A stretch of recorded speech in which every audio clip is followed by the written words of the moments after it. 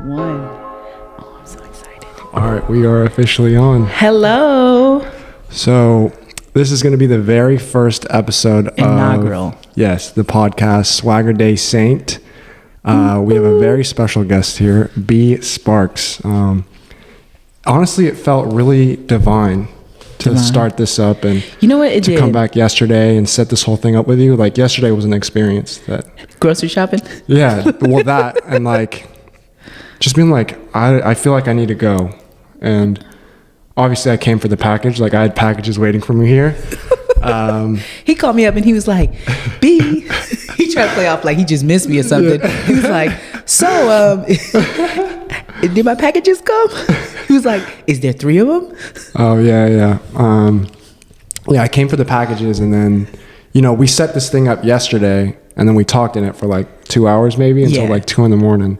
For sure. And it was a lot of fun. And was. I'm just so excited to be here and, yeah, we don't have anything planned. We're literally just going. Off the cuff. Yeah. Mm-hmm. So I don't even know how to start this actually. Did you start recording on the thing? Yeah, it's going. Oh, it's going. Yeah. It's I'm gonna have to sync up. It's recording there. It's recording here. Yeah. It's recording everywhere.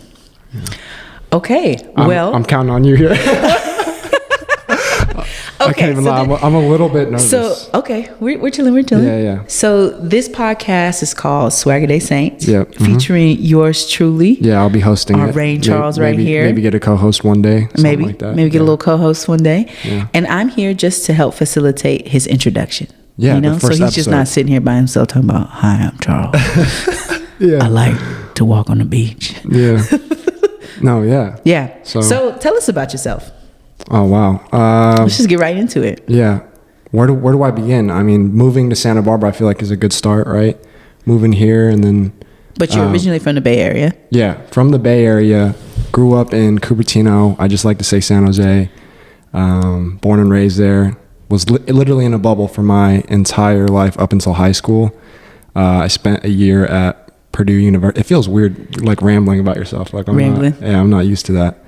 I spent a year in Indiana to go to school at Purdue, and I hated it. I really did not like it at all. And that was when I realized, like, it's a blessing to be in California. I need to go back to school. And so I went back home to community college, transferred to UCSB, and now I'm here and I found a community and we're living together. And in a former frat house now called the Nauvoo House. Yeah, in a house with just good solid people. Yeah. It's just to tell you a little bit about the house that we both live in. Yeah. So I'm what's called the RA. Yeah, the mom of the house is what we like to say. For real. Much. Like you're the mom of the house. I make sure everything is running smoothly. Yeah. And this is my Fresh Prince right here. This is my Asian Fresh Prince. Yeah. Appreciate and so, yeah, okay. All right. They're not going to get that. No. It's a Denzel thing that we do. But yeah. If you know, you know. Yeah. Okay, so you from the Bay. You had a little venture. We got to talk about you now. You're the mom of the house. Oh, and we got to get into your whole story of you coming here because I think that's really interesting. Like how you are now living and depending on how personal and intimate you want to get into it. You know Right. Yeah. So I'm what's called a paraeducator at a local high school, and I'm doing it all through Zoom right now, which is like lame. Yeah. So I have a lot of free time on my hands. Yeah. And I'm good friends with another girl who lives here who just came back from her mission. And I came to visit her at the house. Lily. Okay, we got to have her on. Yeah. That was the first time I met you. That just reminded me. That was the first time I ever saw you. That was like a month and a half ago. For real? That's no way. Huh? We've only known each other for a month and a half? Yeah. Feels like longer though, huh? Yeah, because we live together and we see each other all the time. That it's just like, we've in a month's space, we probably spent like a year's worth of time together. Yeah. I'd say probably fed friends. You a year's worth of food. I like to eat. He do though. But yeah, at the church, Lily's thing. So she told me, she was like, yeah, the bishop, he is renting out rooms in this former frat house. And I was like, girl, you crazy? Are you crazy? She was like, yeah, and it's co-ed. And I said, oh, you real crazy. Yeah. And so then I came to visit her one day after church during her homecoming talk. And I was like, oh, this is a nice house. This is real nice. And then I saw these beautiful empty rooms and I was like, how much is rent? Let me come up in here. Yeah. And then I had dinner with some former missionaries from the area, and they were like, hey, Bishop's looking for somebody to kind of help run the house. And I was like, you know what?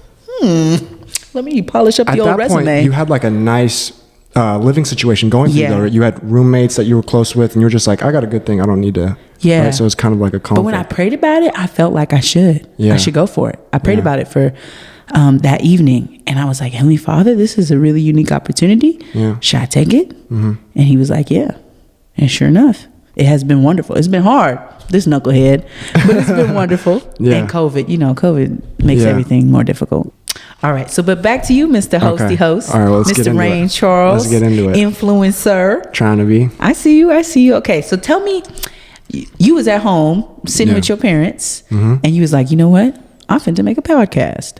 Yeah, recently, super recent. And funny enough, like talking to my parents about like the videos that I make on my channel and stuff, they're just like, what are you doing? Like, you're not, there's no emphasis or focus in your video. Like you said, like floating. Yeah. And I pitched them, like, I brought home these microphones, and they're like, what are you trying to do with this? And I was like, I want to make a podcast, and I want to just talk to people and interview people and share their stories. And that was the biggest thing. Like, I brought up Igor's story, another buddy of mine who was literally in Brazil, like in the pits, real rough part of Brazil, and then him coming and finding, like, being a missionary and then finding Bishop and then coming here. And there's things that I can't really share that he'll have to share, but just a lot of interesting stories. And they were just like, that's great. That's beautiful. Yeah. Super cool. And I think this platform will be a really beautiful opportunity for you to grow into your purpose. Yeah. You were telling me a little bit. We talk a lot. We be talking about purpose a lot, and intentionality, and what really, what type of message do we want to put out there in the world? Because you look on YouTube, you look on Insta, TikTok, and it's like all the same stuff pretty much. It just different colors. Yeah. To be honest, different variations of the same shirt. Yeah, I feel like it's so hard to actually put authentic, like, you out there, and for it to, like, kind of hit. It resonate. Yeah. So I don't know, it's tough. And so, like, it's almost like you have to be somebody you're not to, like, I don't know, get attention, because it's like a lot of good people are resorting to really stupid content. But it's like I'm gonna just prank somebody. Yeah. But you don't really. Which, I mean, it's fun, but if that's all your content, then what's the point? Yeah, but it feels like that's all people want to see. Like, I don't know, it's tough. Yeah. And I think, honestly, it's like a supply and demand type situation. Like, people actually really do want real content. They want people to feel like, okay, you know what? They can relate to someone who's out here on the internet sharing their stories. And I think you have a really great story about how you joined the church, about how you helped your parents join the church. Should I get into that? I think you should. Yeah. Recently being able to baptize my parent, I feel like that's something so personal, but it's so let me ask you, because this, you might be targeting a whole different audience who doesn't know your story. So let's start from the beginning. Very beginning. Let's okay. I mean, not baby Charles. No, you got it. You're running it. You're running it right now. You're doing let's talk about Charles coming to UCSB. Okay. This is Isla Vista. This is, let's be real, this is per Party capita. City. This Party City per capita, it has the highest STD for real transmission People rate. Be freaking. Right? This is party crazy. It's too much. Yeah. Right? And then, so how did you come from going to a school like that to then becoming a member of the Church of Jesus Christ of Latter-day Saints? So this is literally a huge part of my life, and opening, like, literally the best chapter of my life was coming here and being at, like, what I felt like was rock bottom. Like, I was getting out of, I was telling you about this. I was getting out of a 7-year relationship, just absolutely devastated, destroyed. Coming here, no friends, whole new environment, super lost. And I'm walking out of the library. It's like summer of like 2018. And I'm walking outside. Yeah. I'm walking outside the library, and missionaries of the church were outside handing out candy and pamphlets. And they're like, hey, and I had my hoodie on, I had like headphones in, and I get like a tap, like, hey, do you want some candy? And I take my headphones out. I'm like, no, but what's going on? And they invite me to a barbecue. And there's That's the how first they get time. you. Yeah, the free food. Literally, they got me with the food. Like I was like eating like hot dogs and burgers and everything, like five of each. And they were just like, "Oh, this kid can eat." Like everyone was just super nice. And that was the first time that I saw like these people are kind of different. Like they're super sweet, and the light was a real thing that you could kind of see. Ooh. Yeah. And that was the first time. Like I talk about the light. What you mean when you say light? Like people are genuinely like, they look like they're happy and having a good time. Like there's a different, I don't know, there's a different like feel to it, vibe. Aura. Yeah, just being around these kinds of people where it's like, oh, you guys are, because at first everyone's a little skeptical. I talked to other people and they're like, same, I was is too. everyone like kind of like putting on a show or an act that they're like this? But it's like, no.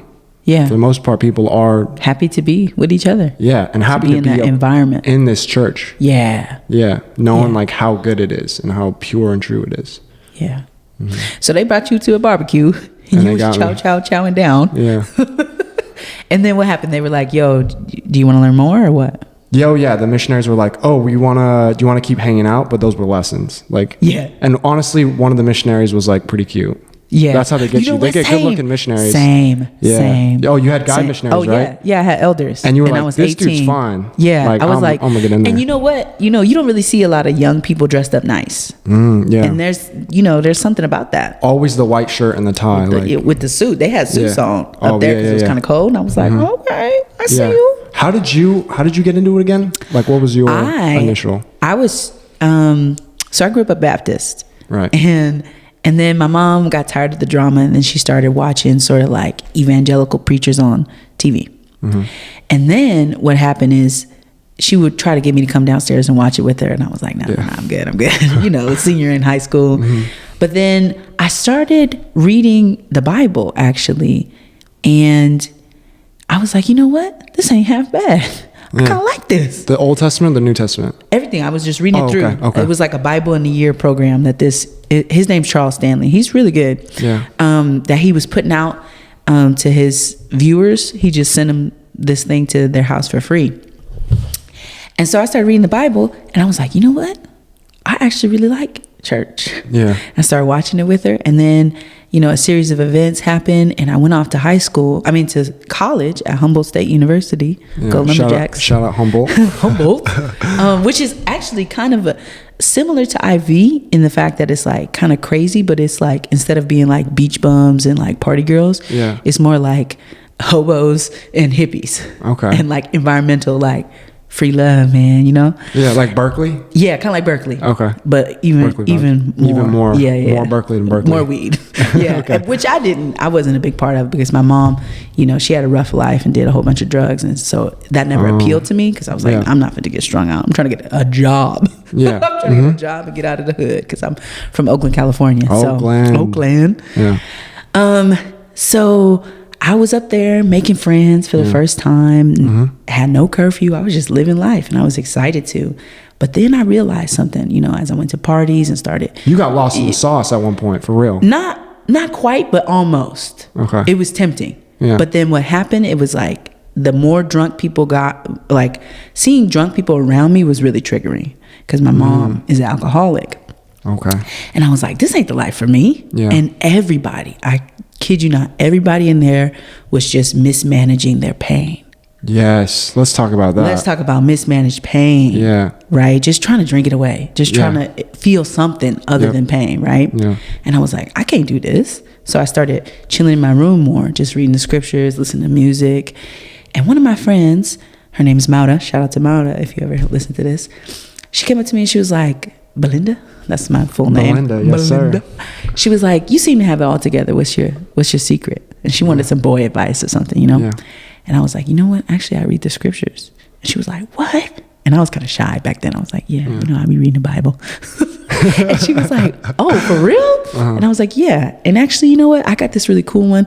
Let me order you a copy of it. But I was broke. I was living off scholarships and FAFSA, A lot of top ramen in your diet?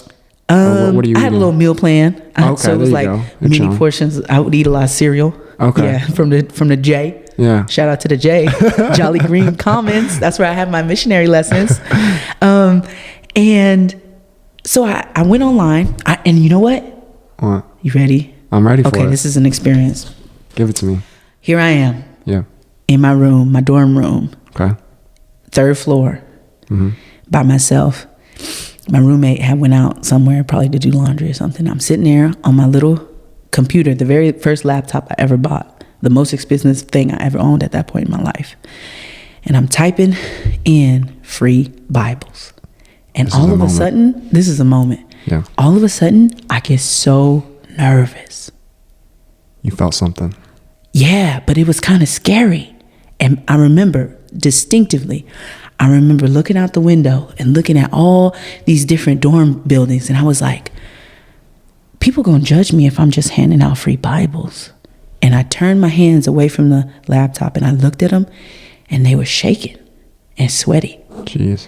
And it was all from this like peer pressure, like, oh, what if people know that I'm kind of religious? What if they think some kind of way? That was literally the adversary getting in your head. It really right was. There. Like, don't do this. And I started to delete it, and then something changed. Something all of a sudden changed. It was like, no. Flip the switch. It was like a switch, and I was like, you know what? I actually really do believe in this. This is real. Yeah. My friend is real. She need help. I think this could help her. I put it in. I typed in my information on the first 5 websites. One of them was LDS.org. And I didn't even know a Mormon from a Episcopalian. Like, I didn't really know, it was just Christians in my mind. And so I started getting in these Bibles like hotcakes, and I'm handing them out to my friends. I said, you know what, if Mauda need one, then you know what, this person need one, this person need one. Who knows if they ever read it, right? Yeah. But what happened is like 2-3 weeks later, I get a call from these 2 dudes named Elders. And I was like, y'all both named Elder? What the? It's different, yeah. So, in the church, the prefix for a missionary is elder in their last name. So elder, so-and-so, elder, this and that, right? Yep. And they called me and they said, we got your free Bible. And I was like, who is this? How did you get this number? I'm from the hood still. I said, how in the world did you get this number? Yeah. And they were like, you put it in. You put it in. And, we'd like to come give it to you. I was like, I'm not fit to meet you nowhere. Yeah. But then as the course of the conversation went on, it was like actually really cool because we were just chopping it up. And I was like, you know what? I'll come get this free Bible from y'all. Yeah. And he was like, all right, we'll meet you. And I was like, yeah, let's meet in public though. Thinking that, if they had an evil plan, I was going to foil it. You're still in the back of your mind, like, this is kind of sketchy. Yeah. But that's how they do anyway. So I wasn't, I was suspicious for no reason. And then I'm sitting down at the bottom of the J, the cafeteria, and here walks up these 2 young guys, 18, 19 probably. And one's tall and a little heftier, and one's short and blonde and a little slender. Elder Packer and Elder Sharples. Shout out to them too. And they walk up and they're like, oh, are you Belinda? And I was like, yes. And they're like, oh, can we sit down? I was like, okay. So we sitting on this little bench under some stairs in the cafeteria, and they were like, here's your free Bible. And I was like, actually, it's for my friends. And they were like, oh, okay. Sure. Was this the Book of Mormon or the Holy Bible? This was like the Holy Bible. Oh, they dope. was giving free Holy Bibles too. Oh, wow. Okay, dope. Right? And I was like, okay, cool. And they were like, actually, can we tell you about this additional testament of Jesus Christ? That's and I was like, what? There's something else? Yeah. And at first I was like, nah. There's no, you can't add something to the Holy Bible. Come on. Yeah. Man. But then I felt something different. And like you said, one of them was cute. I'm not gonna lie. Yeah, and so that's I was like, how they get you. All right. Yeah, give me this. And so, I didn't even read it though at first. For a long time, you didn't read it? For some weeks, yeah. And they was trying to meet with me, and I was like, oh, okay, this sounds kind of cool. I could dig it. Yeah. But then I was like, you know what? I can't string these people along no more. Like, I'm not really interested. I hadn't gone to church yet. I done threw that Book of Mormon up on a stack of jeans in my dorm room. Yeah. And right when I was going to call and cancel my lesson, I went to go grab a pair of jeans, and the Book of Mormon fell on my face. Smacked you right upside the head. Smacked me in my face, and I was like, it's a sign. It was a sign. Yeah. It was. Yeah. So I opened it, and I read, I, Nephi, being born of goodly parents. Boom. And I wasn't born of a goodly parent, necessarily, And I had a lot of trauma, and it was a toxic relationship between me and my mom. And I was like, okay, Nephi, tell me what you got to tell me. Yeah. Show me. Mm-hmm. I started reading it. I was like, wow, I think I feel something. I think I actually feel something. Read the articles of faith in the back. I called them up. I said, let's meet one more time. And then they hit me with the plan of salvation. Was that your first lesson? That was like my third or fourth lesson. Okay. And then I was hooked. And I was like, all right, I'll come to church. All right, I'll get baptized. Did you ever do some digging? Because I know a lot of people will like read into like blasphemous church stuff. Oh, like anti stuff? Yeah. And they're just like, I'm not about it. I did a little, but not too much. Yeah. A little, yeah. But not too much. Because I was like not certain if there could be a living prophet. Right. Like, you know, because you hear about all these people running cults in the desert, drinking Kool-Aid. You're like, no. That ain't fit to be me. Yeah. You know, but then, like, we could talk about this for hours, right? We could. But this is about you. No, we're this going. It's like a tennis match. That's what I was saying. We go back and forth. Yeah, okay. Yeah. So then, you know, I took some lessons for a couple months, postponed my baptism until I really was sure. Yeah. And then got baptized. Well, one of the things too that we were talking about yesterday was when you first went to church and you were like, okay, how many black people are here? Oh, because that's super interesting to me. Yeah, the church was in a stake center, which is like a large building where a lot of different congregations meet from the same, you know, church. And there was only a few people in there. And, you know, it's kind of a rule of thumb. When you're a black person in a white community, you want to make sure you're safe wherever you go. People have no idea. Like my buddy was telling me, as a black person, you immediately know your surroundings and how many black people you know are where the exits at are all times. Exits. Yeah, he was telling me. And there's the black people nod. Like if you enter a room, you look for your black person. Oh my gosh. They nod, and it's a symbol of I see you, and also it's cool here.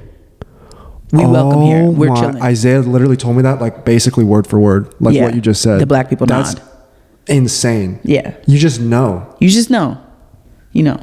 That's crazy. And so when I went, there was this guy who was kind of like light skinned like me, up on the pulpit. Brother 2 Mile, shout out to you too. And a lot of shout outs going on. And we did like a little nod, and I was like, all right, I'll stay. That was the only other black person there. He wasn't even black. He turned out to be Polynesian. I see. I don't even know Polynesian. There's a place called Polynesia. Yeah, it's like a whole bunch of islands too. Okay. Yeah. Polynesian, like Polynesian water. It's like Samoa, Tonga. Oh, okay. Palau. I got you. He just looked like a light skin. Yeah, he looked like a light skinned black person. Okay, got you. But yeah, anyway, so I joined, and I was really about it for like 4 years, and then I decided I wanted to go on a mission, and then I did, and it was wonderful. It was hard, but it was wonderful. Where'd you go again? I went to Florida. Orlando, Florida. A lot of old retired people, right?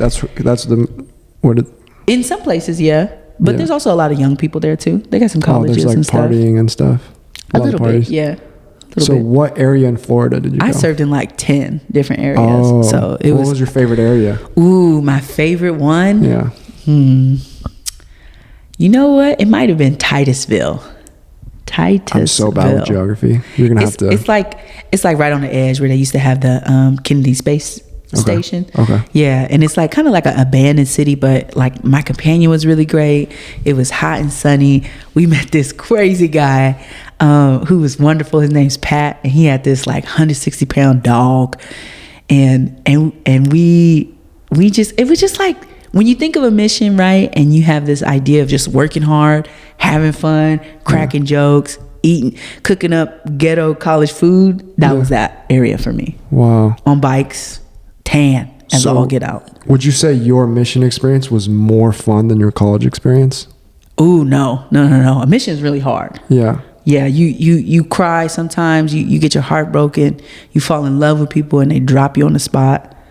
Like, it's very, very difficult. But you also get attached very quickly and very, like, deeply. Especially after my mission. Not as much before my mission. When you go on a mission and you start knocking on random people's doors and they actually let you in, and you get to know them and you start to love them and you start to see common threads through people, you can't just unlearn that. Yeah. You know what I mean? It sticks with you. Let's break down what a mission is for those people that have no clue what you're talking about right now. I've been talking a lot. You should probably break it down. A mission? Yeah. What? No. I'm learning. You learning? Like, the point of this podcast right now is just I'm soaking in I want to hold mine like knowledge. Yours. scrubs. Yeah. Sorry for the sound, y'all. I know y'all like. I know that was. Scrub. I wanted to adjust it, but it was doing too much noise, and I was like, I know people are tuning out because of the tune. the noises. All right. But how would you explain it? Yeah. So for guys, it's 2 years. For girls, it's 18 months, and you literally from 6 o'clock in the morning till 10 o'clock at night are serving the Lord. Yeah. You're reading your scriptures in the morning. You do a little workout, and then you plan for all the lessons that you're going to have that day. So the object is to bring people unto Christ. Mm-hmm. And the way that you do that is a variety of different methods. Either you're knocking doors, you out in the streets just talking to people. You doing what's called tabling, at a college. Yeah, things like that. That's how they get you. That's it. And yeah. the events. Yeah, events. You're helping put on even service projects. Yeah. And the type of mission that I went on is called a proselyting mission. Oh, there's different kinds of missions? There's different kinds, yes. Oh, wow. See? So, and they all have a little bit different purposes. And then there's service missions, right? And then there's institute missions. There's all kinds. Mm-hmm. But yeah, so pretty much you just out there serving the Lord, trying to share the gospel with people, trying to heal people. Yeah. That's what I noticed really what my goal was, is to try to help people come into Christ so that they could be healed. Because people just walking around with wounds, just open wounds. Yeah. Yeah. And I feel like you have a way with people that getting people to trust you very quickly. I feel like that was a skill that maybe you developed after your mission, or maybe I think I've developed that on my mission. Yeah. Yeah. Yeah. You just get vulnerable real fast. When you ask somebody, do you believe in Jesus Christ? Do you believe in the atonement? Do you believe that you can be forgiven? Do you believe, now this one, and this is kind of where your parents came in, do you believe that you can be with your families together forever? Yeah, that was huge for them. Yeah. Okay, so back to your story, right? You in Isla Vista, you meet with these cutie sister missionaries, and then what happens? They like Charles, you want to get baptized or what? Yeah, they did that probably after, I'd say 6 or 8 lessons that they asked me, and I was like, I'd be down. And then I go home and I talk to my housemates, and they're like, no, dude, don't do that. But it was after me learning stuff. There was literally, I learned about the word of wisdom, and we were going to go out. And I was like, drink. Yeah. And I was like, oh, wait, I can't be doing this. I gave the sisters my word that they're like, can you try and follow this and not drink? And so I'd go out, and I remembered it, and I was like, okay, I'll just not. But it was never a challenge for me, but it was just oh, really? A thing in my, no, you just I was never. Forsake it. It was funny because I was like, that actually, I liked that. I was telling my housemates, I was like, they know this about me. I don't like doing that stuff. I just did it because everyone around me would be doing it. Let's talk about that. But I was like, I have a legitimate, I'm for religious purposes. Oh yeah, I'm trying this thing. And then it was that much more motivating and more I have a legitimate reason where I don't have to be insecure about something that I actually don't like doing or don't want to do. That's awesome. Yeah. So I was like, this is more me than anything else. I align with this. Let me ask you this. Yeah. Why didn't you like doing it? I don't know. It just wasn't people talk about as if oh, I'm me when I'm drunk, or I'm able to be more social, or do this, that, and the other. And it was I don't feel it's genuine. When you're drunk and you're making friends, literally you'll get someone's number and these people won't remember you, or you won't respond. It's you're not really connecting with these people. Yeah. And so it's just that's not fulfilling. It's not. It's an empty pursuit. Yeah. Mm-hmm. Yeah. And it's really like a guise, it's you're not really necessarily confident in yourself to be able to be vulnerable without this this spirit. They call it spirits for a reason. Yeah. This negative spirit in your life. You can't just be yo, this is what I'm going through. Hi, my name is blah, blah, blah. And funny enough, in high school, when my friends would always want to go out and do that, I'd just be why can't we just have fun sober? Why can't we do fun stuff? And so that was always me. And so learning more about this church and seeing that these people literally have legitimate fun without any outside stuff. We're gonna have to take a little pause real quick. Pause.